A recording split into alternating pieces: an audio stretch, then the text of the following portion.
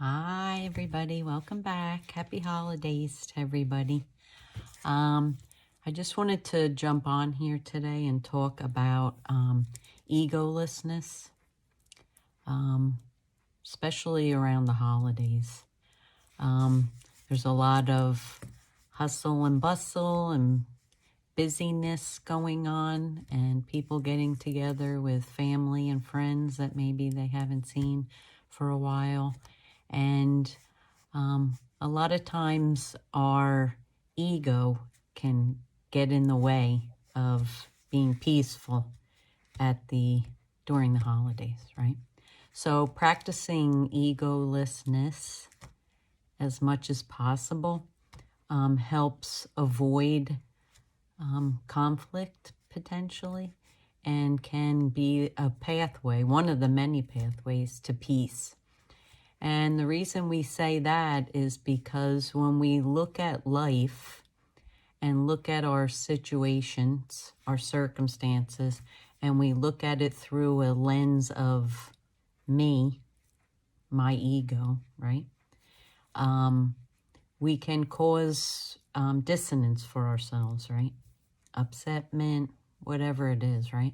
When we interact with others and we view everything that they do as meaning something about us, or looking at life through the lens, like glasses, right? Where we look at life as, what about me? They hurt me. I didn't get this. I didn't get that. This person did this. This person did that, right? When we just view things from our own ego and our own perspective, right? We set ourselves up for that internal dissonance, right? So when we can shift our perceptions, right, to say, people are doing, to think, right? It's a thought. People are doing the best they can with the wisdom and knowledge they have at the time, right? Louise Hay was famous for that. And when we can look at others through that lens as much as possible, obviously it's not going to happen automatically right away, but the more we can have a perceptual shift and view others in that way and not personalize what they do, what they say to mean anything about us, we can create our own internal emotional experience, right? By doing that. So we can have more peace in our lives when we stop looking out and saying, what about me? Or, sometimes you can tell a story to someone of something that's happened to you, right? Or something you experienced just because you're sharing from your perspective. And you can get a response possibly from the other person because they're viewing what you're saying from their own experience, right? So whenever we do that and others do that, we just create for ourselves that level of upsetment.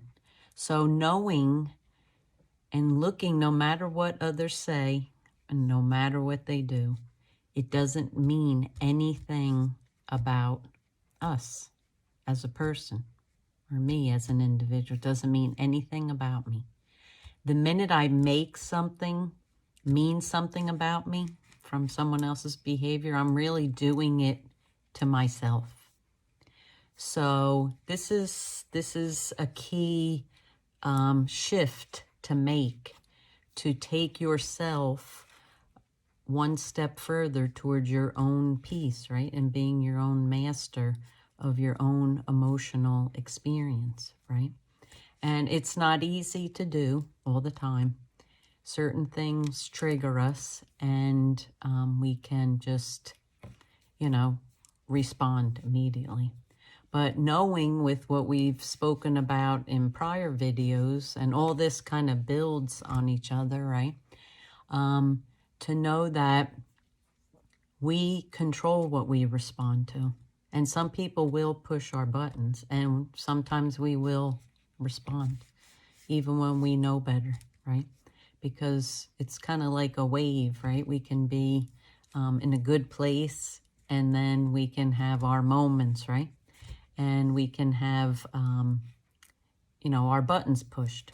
But our buttons are our responsibility, not others, even though we might respond to others because we feel like they're pushing our buttons, like intentionally. The truth is there are buttons. We have to manage our own buttons. So, and we can't expect others to not behave in a certain way so that our buttons aren't pushed. And this is big around the holidays because when people are overstressed, right? Overworked, overstressed, have a lot of responsibilities, a lot of things on their shoulders. You know, they can have a heightened stress level.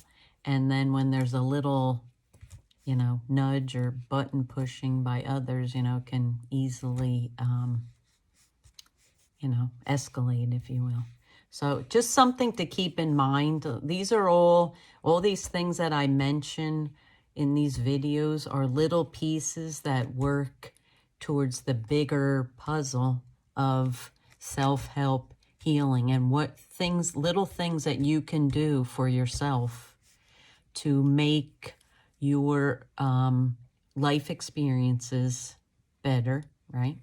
Improve our own internal, you know, our own internal balance, if you will, our own internal peace, right?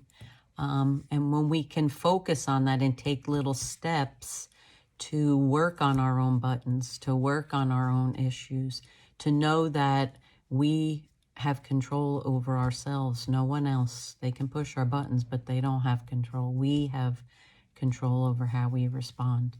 So when we're busy at the holidays and New Year's and a lot of things going on and stress levels are up, to go inward and practice breathing techniques, qigong, yoga, stillness, you know, a whole host of self-help tips, emotional freedom, all these things that all work together for our good, right? Our whole overall well-being.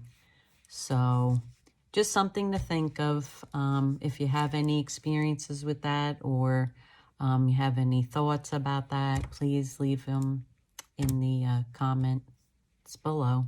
I'd love to hear about them, because we all experience similar things, right? And we all can help others sharing what we do or how we do certain things to keep ourselves centered and peaceful, no matter what goes on outside of us. Okay, so I'll leave it at that.